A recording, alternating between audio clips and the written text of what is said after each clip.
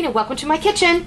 And I'm going to show you this morning, because the weather has turned cooler, and after Sandy came through last week, the temperatures dropped considerably, and that's exactly how I like it.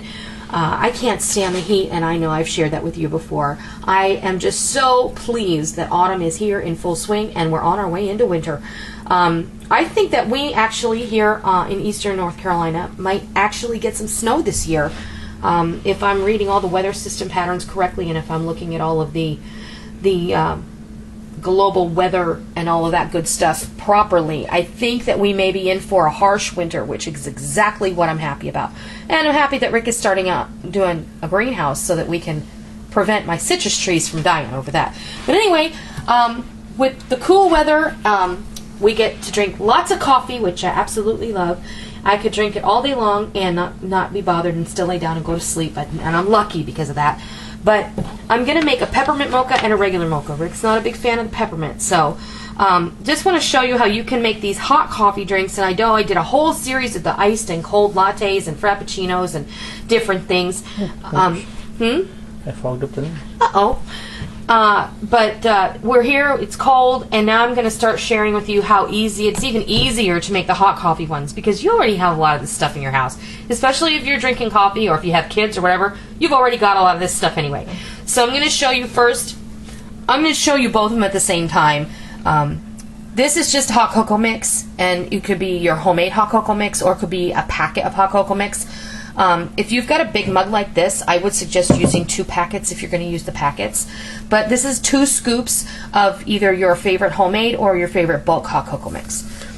And a scoop is about 2 tablespoons, so it's really about 1/4 cup.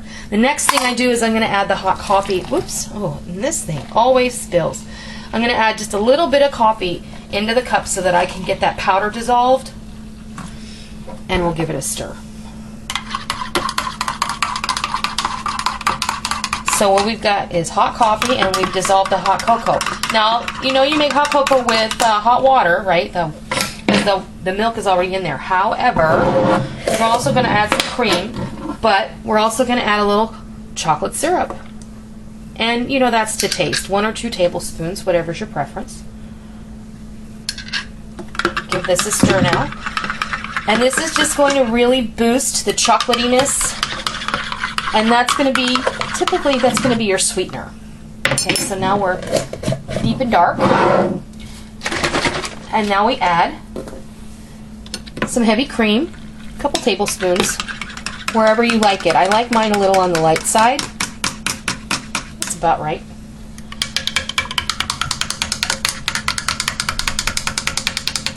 I'm going to top Rick's off with just a drop more coffee. Now, this is the regular mocha, and that's done. Do you want whipped cream? Sure, why not? All right. YOLO. Well, you did not just say that. Okay, so there is a regular mocha.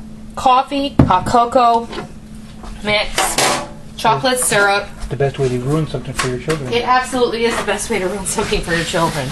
Say YOLO, and they'll just roll their eyes at you and walk away. And they'll never use it again. It's true, they won't. There are a few things my girls have brought home that they regret. The only other difference between Rick's plain mocha and mine is I'm going to add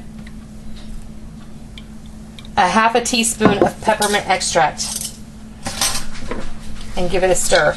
Now this again is totally a personal preference. I like to taste it after I put in 1/4 teaspoon, because some peppermint extract tends to be very, very strong. And when I say you only need a little bit, I mean it. Pure peppermint extract will knock your brains out, frankly. It isn't pleasant when you use too much of it, because it's very, very, very bitter. And then we top that off, just like when you go to the Starbucks. And you have your own homemade mocha and peppermint mocha. And that was super easy. And for those of you who are going to complain about the propellant-laden whipped cream, this is the last can that I have, and I plan on getting a CO2 cartridge whipped cream canister for Christmas, don't I, honey? Or birthday. Or birthday, which is coming first. All right, so that's how easy it is to make your own mochas at home. You can do plain, you can do peppermint, you can do almond if you put almond extract in there. You could do hazelnut if you put hazelnut extract in there. You could do so many different kinds, it's not even funny. So, I hope you try it. I hope you, I don't do that, Noreen. I hope you try it, I hope you love it. And until next time, I'll see ya. And now I'm gonna go let Sammy in the house.